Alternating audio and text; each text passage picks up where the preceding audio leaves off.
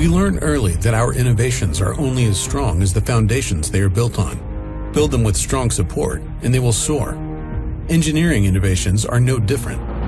Without a strong foundation, successfully developing and deploying them will only get harder. Because as design complexity continues to rise, and time to market cycles shrink, siloed design and test workflows will be pushed to their limit. Today's enterprises are striving for digital transformation, striving to develop and deploy technologies at market speed, striving to improve execution within and across development teams, striving to make agile, well-informed strategic business decisions. As a company with deep roots in engineering, at Keysight, we understand. It's why we've created the PathWave platform, a complete data sharing and solution building platform that enables agile, integrated design and test workflows, no matter how large or small your enterprise. The PathWave platform is the strong foundation you need to master your next innovation. It streamlines your development process, speeds your time to deployment, and gives you insights to make better, faster decisions. Are you ready to accelerate digital transformation in your engineering enterprise? Contact Keysight to learn more about the PathWave platform today. Discover the strongest foundation to help your business soar.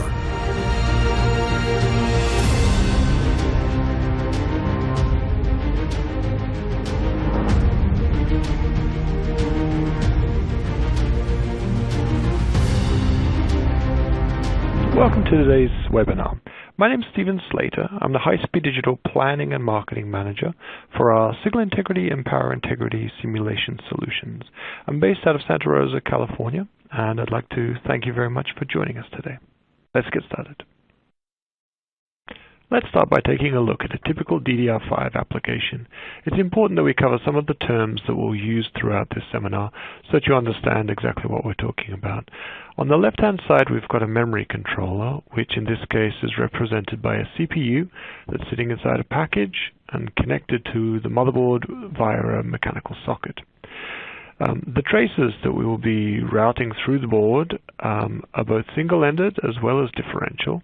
Single-ended for the data, the DQ signals, and differential for the clocks and the data strobe, which is the clock for the data. In this situation, we have 1 DIMM per channel or 2 DIMMs per channel, and you can see that as represented on the right-hand side. It's basically a plug-in module where you have individual memory devices, the DRAM chips, on either side of the plug-in module. So as we turn our attention to DDR5, I ask the question, what does it really mean to succeed? Well, for many of you that are designing real products that are going to use DDR5, succeeding means bringing a product that's ready to manufacture that can go into one of these environmental chambers and pass a variety of memory stress tests, especially looking at different configurations. So whether I have 1 DIMM slot occupied or 2 DIMM slots, perhaps different memory vendors for those particular DIMMs. And running the diagnostic software and looking at different temperature corners where we expect graceful performance degradation and no big system shutdowns. If we discover issues at this point, then it can be very time-consuming to troubleshoot. What we really need is a predictive and productive design flow to try to minimize the probability that we'll see issues when we come to first prototype. To get products to market in a fastest possible time means that we need a complete design workflow that's covering everything from modeling and simulation all the way through to first prototype test and then to final production test. Keysight is very unique in the market that we have the first and only complete design and test solution for DDR5, covering everything from the probing, which is things like risers, interposers, and active probes and probe tips, all the way to test fixtures needed for the receiver test, TX tests such as a very low noise scope, and then receiver test, which is brand new for DDR5, and finally to power integrity and even logic and protocol analysis. How is DDR5 different to what has come before? Well, earlier speed grades of DDR, so things such as when we were back in the day of DDR2, DDR3, everything was treated, the PCB lines were treated as transmission lines. We cared about time alignment, so skew, and we also cared about making sure that we had setup and hold times measured and protected. When we moved to DDR4, the unit interval started to become so much smaller that much more of the I was eaten up by jitter. So they moved to a new way to specify signal quality, which was the received bit error rate mask. And this is a technique borrowed from high-speed serial, so it pretty much meant that there's a contract here that if you can provide a signal that stays outside of the box, then you can guarantee a bit error rate, system bit error rate of 1e to the minus 16. When we move to DDR5 now, we're talking about, initial speed grade offerings will be something like 4,800 megatransfers per second, but discussing things higher than, 8 gigabit per second. At this point, especially in server applications, the I at the input to the DRAM has disappeared. The I has collapsed. So now when we talk about specifications for DDR5, it's very much more bit error rate spec-based specifications for jitter, and talking about the impulse response and how we might recover our signal from the impulse response. The seminar today is broken up into three main sections. First, looking at challenges of crosstalk jitter and the new bit error rate specs, then looking at the equalization and training of the equalization, and then finally the third section we're going to be looking at innovations in simulation and modeling technology for DDR5 and LPDDR5 systems. Let's dive into the first section. Crosstalk becomes much more significant at higher frequencies. So as an example here, I've got DDR5 running at 4,800 megatransfers per second, and the I is only closed just due to intersymbol interference in the channel. So these things like impedance mismatches. There's no crosstalk and no jitter. Now the example channel that I have happens to be something that was designed for DDR4. It's fairly short, only a couple of inches. And if I plot the near end and far end crosstalk, then the coupling from our victim signal line to its nearest neighbors is better than minus 25 dB. So we might say that actually that's pretty acceptable and we could move forward. One of the things that contributes towards higher crosstalk is in DDR we have many signal pins and usually not so many ground pins. So one of the key things you need to note is that in any EM simulator that's going to extract these signal nets, we have to make sure that we capture the true return current path. So in this case, because these two plus pins are sharing a common ground return pin, then we need to make sure the EM tool is going to capture that effect and give us the higher crosstalk result. The result of this happens to be that you can see with crosstalk you lose a significant amount of our voltage margin, and also some additional jitter is added due to the crosstalk. Let's take a look now how jitter plays a role in closing our I. So at a low speed of DDR4 at 1600, using an ideal transmitter and receiver, we can see we have some I closure that is just due to intersymbol interference in the channel. Now, if we then turn on random jitter, just 2% applied at the transmitter, you can see that we definitely have more jitter in our I. But the important metric is that red I contour that you see in the middle. Now that's showing us how close the I would be at a bit error rate of 1e to the minus 16. And that's the key figure of merit, because if we make a measurement of the distance between the mask to that I contour, that gives us our design margin. Now let's compare a DDR5 4800. You can see that the red eye contour is much closer to the mask now, so 47% reduction in timing margin. And the key thing here is that I'm still using an ideal transmitter and receiver. So when I go and replace those with actual IBIS models, then you can see that there's going to be very little margin left. And that's a worry or a challenge for our designers.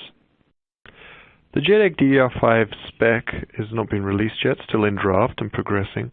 We can't talk about what's inside the spec too much, but we can mention some of the trends that we see, which is there's more emphasis placed on the maximum jitter allowed and the measurement of the jitter at certain locations, and then there's more emphasis on being able to measure the system bit error rate and assure that it can meet system bit error rate of 1e to the minus 16. In order to do that, there's brand new receiver tests that have been specified, and that enters a new type of measurement where we need to calibrate the input to a DIMM or DRAM by testing to see what the minimum eye width and eye height is with a certain amount of jitter cocktail put on top of it as a calibrated input in order to determine whether the device can meet the system bit error rate or not. Let's move on to section 2 now, equalization and training. For the first time, we will have decision feedback equalization on the DRAM. You can see in the top left-hand side the bit that we want to transmit. That's the nice square wave. But what we actually get after our channel is something that looks very different. You can see how some of our signal energy is delayed and will affect future bits. That's what we call intersymbol interference. But after gain and decision feedback equalization has been applied, you can see in the bottom right-hand side, our pulse looks much better, it has much better signal quality. Now, the challenge for the user simulating is that there's so many parameters that they're going to have control over, such as the variable gain. There's multiple steps that are specified in the spec. All of these are still subject to change because the spec is still a draft. There's the VREF DQ, which can be adjusted, adjusting the threshold voltage, and then the individual DFE taps are all able to be adjusted as well.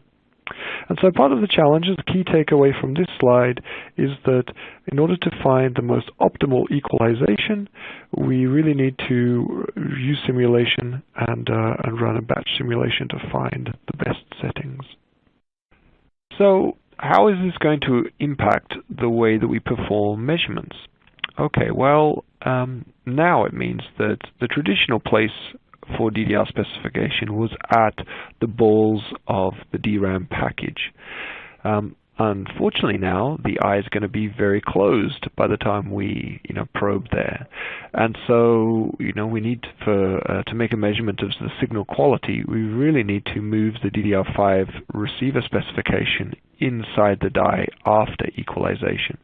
And to get there, we need to either infer or simulate the signal quality. An example of how Keysight can perform this is by making a measurement at the DRAM ball where we physically have the ability to probe, and then using the InfiniSim to be able to de-embed the package model from the waveform, then having the ability to apply a receiver equalization model which could find the optimal tap settings and apply those.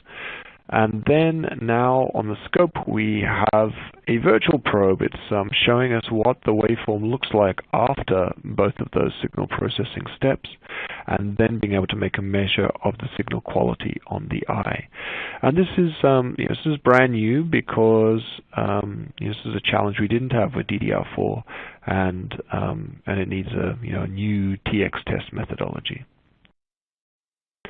Let's talk about some receiver tests now.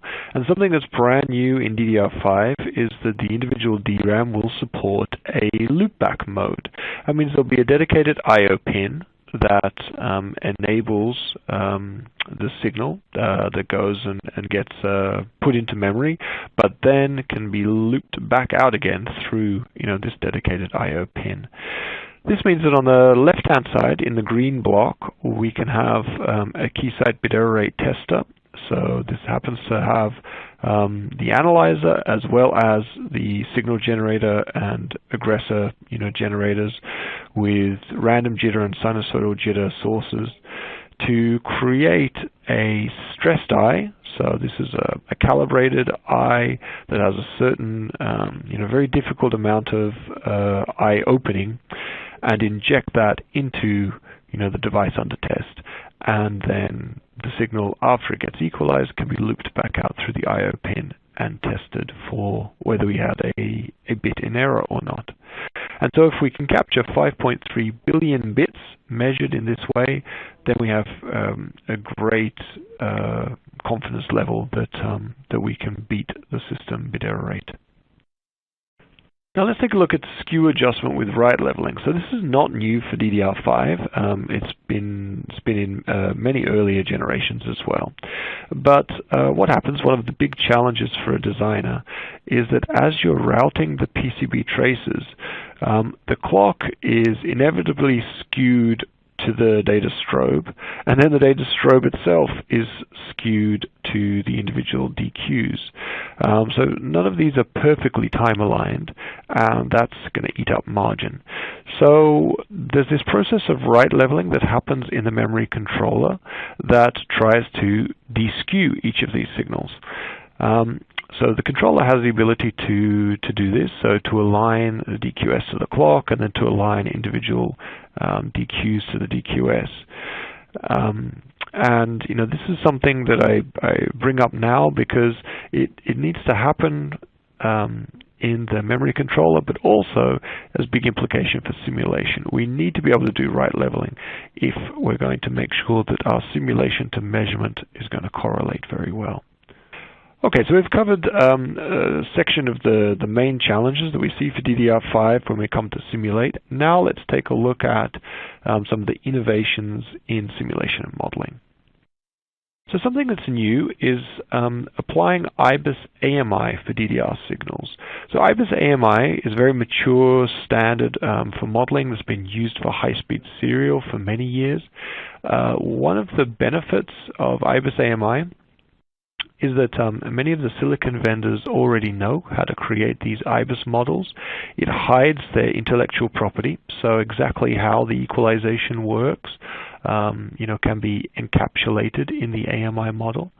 IBIS-AMI pretty much just adds equalization or digital signal processing capability to a more general IBIS analog model, and so we're not really breaking the trend there. DRAM vendors who are used to building IBIS models still do so, and then they just add on the AMI portion. It means that the people who are simulating with these models have the ability to interoperate, so I can get a model from IC vendor A and then a model from IC vendor B, and they'll work together in my system simulation. The AMI portion of the model captures nonlinearity, and the best bit of all is that with IBIS-AMI, if we use a channel simulation approach, we can get the ultra-low bit error rate contours in seconds instead of simulating for days with traditional SPICE simulation to try and get down to that really low number of bit error rates. So AMI has been widely adopted by many companies, and we just need to take it and tweak it for single-ended signals. So let's take a look at how does standard IBIS-AMI work. So the section in the middle you're probably mostly familiar with, which is the IBIS analog portion, which includes the package, and then how that connects to the channel. The channel in this case could be any manner of transmission line components or S parameters for connectors, etc. And the way that standard IBIS-AMI works is that we use a step response to characterize what happens in the analog part of the channel. And then from that step response, we can compute an impulse response, and then we can pass that to those AMI models, the ones that are in pink, that allow they'll either transform the impulse response to change it, or as the simulator can calculate a waveform and pass the waveform into the AMI portion of the model. What is the output of such a flow? Well, the output is you get a post-equalized waveform, and you also get clock ticks. The clock ticks being where we need to sample that waveform in order to produce a good eye. There is also, in the standard workflow, a back-channel interface for training, which allows the receiver to communicate with the transmitter. And this moves them from equalization is in training to the equalization has converged, or it failed. So that infrastructure is already in place. So we come now to the most important part of our presentation, which is the title slide, what you need to know before simulating DDR5. So the key thing is that these DDR signals are single-ended. They have both differential and common mode, and that means that the single-ended signal is likely to have a DC offset. You can see here a voltage swing from 1.1 volts down to 0.55 volts for DDR5. The single-ended signals also have an asymmetric rise and falling edge. This is due to the fact that the IOs happen to be pseudo-open drain, and that means they present a different impedance to the channel whether you're driving for a 1 or a 0. The asymmetry of the eye is due to the fact that the rise time does not equal the fall time. This changes the overall eye shape and also changes the crossing point at which the eye is the widest. We use this to determine the VREF, and then all of your measurements for margin to mask are created from that VREF calculation. The last thing is that the DDR receiver doesn't have an internal clock. The DDR receiver is provided the clock from the DQS. Now, if there's jitter on that DQS, it means that if it's correlated to the DQ, it will cancel out. That's great. But if there's any skew, multiple UIs of skew between the DQS and the DQ, then the jitter can become uncorrelated, and they will no longer cancel out. They will just add onto each other. I'm very excited to tell you that Keysight has solved the single-ended IBIS-AMI challenges today in ADS Memory Designer. Firstly, we allow both multiple TX and RX in one simulation. That's necessary because in DDR you've got lots of transmitters all at the same time and lots of receivers, especially where you've got multiple ranks. One rank needs to be terminated, meanwhile the other rank, the rank that we're writing to, will have a certain on-die termination. Next, we will calculate the different asymmetric eye by characterizing the channel with a rising step edge and then doing the same thing with a falling step edge. We get two impulse responses out of this, and we can use those impulse responses to shape a single bit. After the bit shaping, we then have the ability to generate the full waveform, and from the waveform we can pass it into the AMI model, along with the DC offset value that the simulator has calculated. Now, something that's very unique to Keysight's solution is that we have the ability to pass both data, DQ, as well as the DQS, the strobe waveform, into the AMI model. This gives the IBIS-AMI model vendor the ability to use the data strobe, this is the external clock, to use it to clock the data correctly. And this is something which Keysight will be pushing forwards with in the IBIS Open Forum. The external clocking is a pretty advanced topic, but let's take a look at how it would be implemented within the memory controller receiver. So essentially, our signal comes in at the data strobe and is received. It can be processed by equalization, and the output waveform, the equalized waveform, is then passed into the AMI model for the DQ. It's a second input, also called the getWave2 function. Okay, so then you can see here that this external clock goes through PI, which is a phase interpolator, and the purpose of the phase interpolator is to make sure that it can use a fine control to deskew the data to the DQS. You can see that on the DRAM, it's not likely to have anything like a phase interpolator, so you can see how it would be approached on the right-hand side. And this is key technology that is able to be used today in our memory designer flow. So let's see it in action. So on the left-hand side, we've got an example of this DDR5 model where you can see how close the eye is at the input to the package. This is at the DRAM ball. Then on the far right-hand side, you can see what would happen if you did not have the use of a phase interpolator. So basically what we're saying is the data strobe had a significant amount of skew between the data and the data strobe. But then with the phase interpolator turned on and able to correct or adapt the skew out between the DQS and the DQ, now we get better timing and we get a much better eye, and that's the one in the middle. So are we done? Well, actually, the simulator technology is just one part of the story, because in order to simulate for DDR5, simulating for DDR4 or DDR3 even, there's lots of things that stand in the way of a designer. Firstly is that DDR is a very complex standard to design for. Setting up simulations in the past, traditional ways, would take hours to set them up, trying to wire everything together manually. What we set out to do in Keysight is to create a new simulation solution, a design and test workflow, where we could reduce the amount of simulation setup time to just minutes.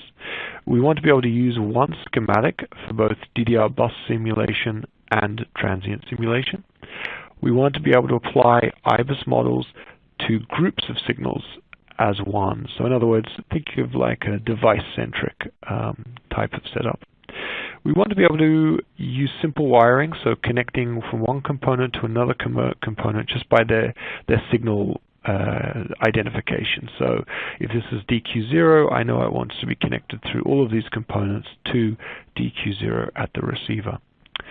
We want to have the same test bench that you can use for both pre-layout and post-layout, and then we get into discussion topics about EM, which is, yes, it's got to be easy to set up, we need to make sure our ports are correct, we need to be able to capture crosstalk accurately, and then finally, when it comes to measurements, there's so many measurements in DDR, we want to be able to set them up as simply as possible, so selecting groups of signals and applying the measurements as one. What we launched was PathWave ADS Memory Designer, which allowed our customers to operate at a higher level using smart components like the memory controller, memory devices, a memory probe that can access the signals in every single one of the smart components without needing to be wired up, bus wires that connect between the memory controller and the printed circuit board, and I think what better way to see it work than to watch a demo, and here's one that I've pre-recorded earlier. Let's take a look at Memory Designer in action. First thing we're going to do is click into the memory controller component, and here you'll see we first select which is the reference designator that we're working with. We browse to the IBIS file that we're going to use. Then we go down and select which of the signal nets we actually want to implement. We can use the filter tool in order to just show us the things that we want to look at. So in this case, just show me what's being simulated. If we want to use right leveling, we could select a delay file. And then under the Model Setup tab, now we can set the individual model. So this is the drive strength, and we can even set jitter correctly as well.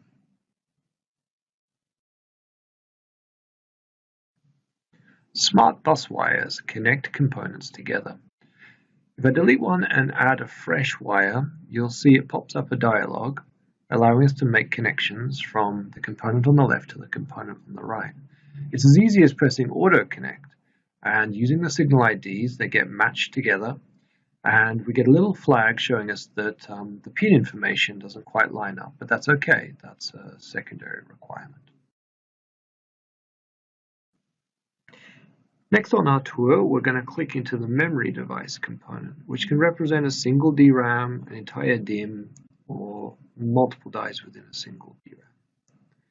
On the Model Setup tab, this time, if we click Edit, you'll see that it loads an AMI interface, which gives us access to all of the model-specific parameters that we want to be able to control. Things like the DFE taps, whether DFE is adaptive or not, the coefficient limits, and even things like the phase interpolation, yes or no.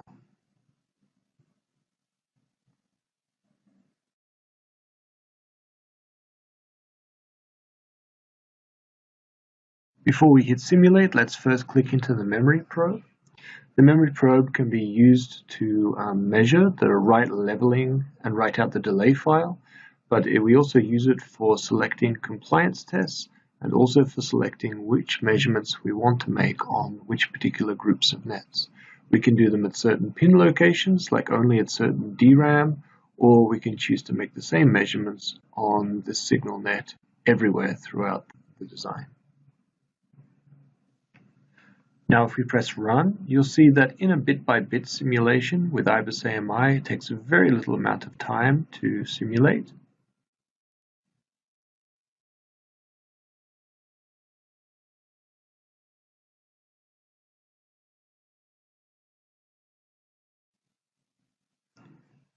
As the results open up, you can see that the eye at the input to the DRAM, it looks very close. The eye after going through the receiver is still very closed. But now if we go and turn on the DFE and rerun exactly the same simulation, we should see a very different result.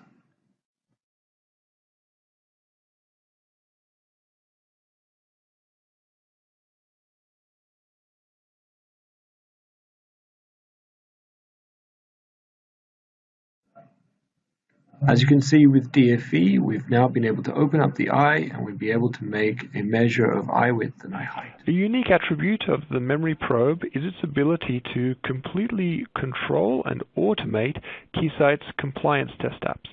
So here we have the DDR4, LPDDR4 and DDR5 compliance test app, which is able to be launched, and it will generate a design sign-off compliance test report using exactly the same measurement science, the same measurement algorithms as would be used in real test measurement hardware on the bench. So you have the ability now to close the loop comparing simulation to measurement using exactly the same measurement algorithms. I've summarized here the key challenges that are needed for any simulation solution to be able to handle DDR5. And on the right-hand side, you can see that mostly it's our DDR bus simulator running in bit-by-bit mode with IBIS-AMI, which is part of the memory designer flow, and this is the best solution for getting started with DDR5 today. I'm very pleased to share with you a customer success story from a company that works on embedded PC designs, and before using ADS, they used to experience about 2 out of every 10 designs would have some issue with DDR that would need debugging. Once they came up with a methodology for using ADS to predict the performance of DDR, they were able to get their number of boards down to 0. So it's very rarely now that they have SI issues on the board for their DDR buses. Some of the fastest speeds that they've been able to run their designs at is designing for 3200 megatransfers per second with DDR4. And their prior design and verification time for a new design would be around 30 days, and it's now been shortened to just 10 days using this design workflow. They do make use of the Keysight compliance apps too, and they use that with their customers to demonstrate their capability and the quality of their design work. So as we get towards the end of our seminar, I just want to reiterate again that Keysight really is the one partner that can get you to market as fast as possible. We want to be able to help you in each and every one of these areas. We are the only ones that can offer a complete design and test solution for DDR5. And we'd very much like you to take the next step with us by requesting a free trial, which you'll see in the link, or following up with us on any of the specific test and measurement or modeling and simulation elements of our workflow. There's one final thought from the presentation material, which is that DDR5 offers tremendous speed, but it also requires new simulation and measurement technologies, new methodologies, as well as expertise. Which partner will you choose to ensure your success? We definitely hope that you choose us. Thank you. Now it's time for the question and answer session. Here's a question from Andrew. And Andrew asks, if I don't have SI Pro, can I use the EM data from elsewhere in Memory Designer? Yeah, sure. Okay, that's a great question. Yeah, in Memory Designer, actually, when you click on the PCB, it asks you a question. It says, where do you want to take the PCB from?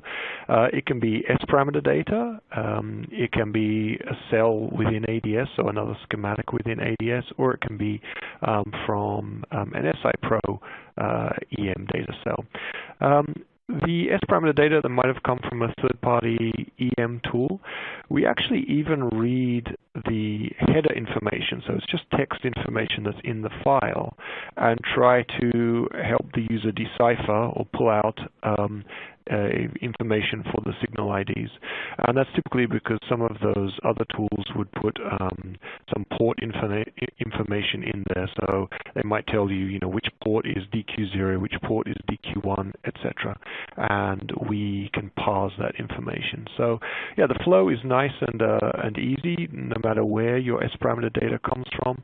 But I would be remiss if I didn't point out that using SI Pro is a much smoother flow, and SI Pro uses an EM technique that combines finite element method for the vias and the transitions from vias to traces, and then for the traces themselves it uses a 3D planar EM technique. So two pure EM techniques combined together that give you the speed and scale that you need for DDR designs. Okay. Great, thank you. Here's your next question from Michael. How can I simulate for DDR5 if I don't have an IBIS model ready? Yeah, sure. Yeah, and that's a typical challenge right now as you're designing, early or going through an investigation phase to be ready for DDR5. It's, can I get a model from the silicon vendor? At this point, one of the things that we've been doing is simulating with an IBIS model, IBIS analog model for DDR4, and then applying an AMI model that has the equalization at the output. So it's fairly straightforward to do that. You could get the AMI DLL from us, and you'd be able to get started. But I think the key thing is to speak with your silicon vendors and work out a timeline for when those models would be able to come available. Either way, you know that the EDA tool is ready to accept those models as soon as you have them. And you can make some decisions about using, let's say, ideal transmit and receive just to analyze, let's say, what kind of width and spacing and terminations I should be using, in your early investigations anyway. Great, thanks, Stephen. Here is a question from Alexi. Alexi asks, is the simulation bit by bit or statistical? Sure, and I can imagine, Alexi, if you've watched any of our prior, webcasts where we talked, particularly for DDR4, we talked about our DDR bus simulator, and that was always a statistical channel simulation technique. What was special about that DDR bus simulator is that you could have multiple transmitters, multiple receivers, and we would characterize the channel with both the rising step edge and the falling step edge, and it would characterize the result and give you your bit error rate contours very, very easily. As we go to DDR5, much of the digital signal processing that's required, so things like the phase interpolator that we showed earlier, those are actually time varying, and so therefore in a statistical flow, it's not going to give you the same result. So we've taken our DDR bus simulator and it does statistical mode. It now does bit by bit mode as well, and that was kind of the key part of the presentation, is what we've done to support bit by bit IBIS-AMI simulations for single-ended DDR signals. Thank you for the question. Sure. Thanks, Alexi. Here's a question from Dave. Dave asks, is ADS able to do power-aware simulations? I didn't see a VRM block in your high-level diagram. Yes. So Memory Designer is designed to be able to, connect in the VRM as well. There's some decisions you need to make about how you extract the PCB in order to handle power awareness. You can either use SI Pro to extract both the data signals and the power planes at the same time, so you get one single S parameter model at the output, or you can choose to extract the power planes individually with a tool like PI Pro that we have. So you get an S parameter for the power planes with the decap models, and then extract with SI Pro the data signals separately, and then you'd have two separate S parameter blocks. It would look like two separate PCBs on the schematic, but you could wire it all together using those bus wires very, very easily. The type of simulator that you'd use for that power aware simulation would be a transient spice simulator. That's because power awareness is very much time varying and heavily nonlinear. So that's one let's say departure from the bit by bit simulation mode that we've been talking about. I would say generally there's a hierarchy of what you need to do.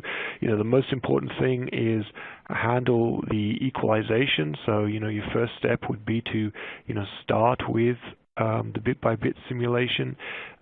It doesn't capture the power awareness, but you could add in the behavioral degradation. So in other words, how much additional jitter, how much additional amplitude noise does power awareness give you, and you could add that into your bit-by-bit AMI simulation. So it's a kind of an advanced topic, but yes, we can handle it in Memory Designer. Maybe for a future webinar. So, Stephen, here's your last question.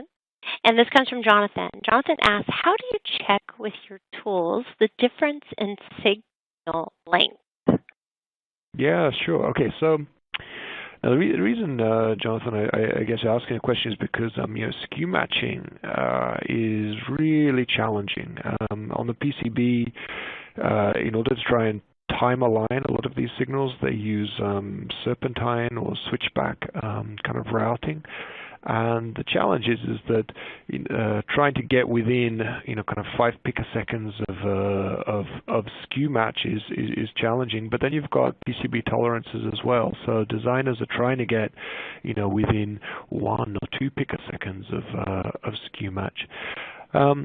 Yeah, this is a challenge because the layout technician would lay the board out as trying to get the length of the line as correct as possible, but unfortunately the physical length of the line and the electrical length of the line are two very different things. So what I would suggest is you first start off in pre-layout, so you're using transmission line models in ADS, in Memory Designer, and you're using VIA models. We've got a VIA Designer tool that can create very quickly a very accurate model of your VIA structure using the same substrate as you would in your final post-layout EM simulation. So I'd start there. You can use the right leveling in Memory Designer to calculate how far off you are. You know, if you want to run at a certain speed grade, it'll tell you how many picoseconds you are skewed. You can use things like TDR or even just a phase plot to see how far off you are. And then the final verification step would be, once you've got a physical layout, to use something like SIPro to extract the EM model, and then again doing same things, looking at something like you can look at TDR or TDT even would be a good thing to do, looking at the difference in signals that are meant to be time aligned, seeing how far off they are, or looking at it as a phase plot as well would be also a good thing to do. Hope that answers the question. So, yeah, thanks. So, Stephen, before we close, any closing comments from you? No, I just want to thank everyone for their attention today, and to point out that if you would like to see an additional video of how SIPro works together with Memory Designer, then you'll find a link to it on your console, and it will take you through to YouTube to watch it. If you would like an evaluation of any of the tools you've seen today, please apply, and otherwise, please enjoy the rest of your day. Great. Thanks, Stephen. I'm so glad you brought up the resources widget, because some folks were asking about workspaces, and I know that our 10-minute videos that are application-focused have workspaces attached to it, so thank you for mentioning that. Great.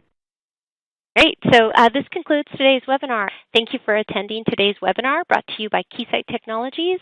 Join us next month for the continuation of our Engineering Education webinar series, and enjoy your day. Thank you.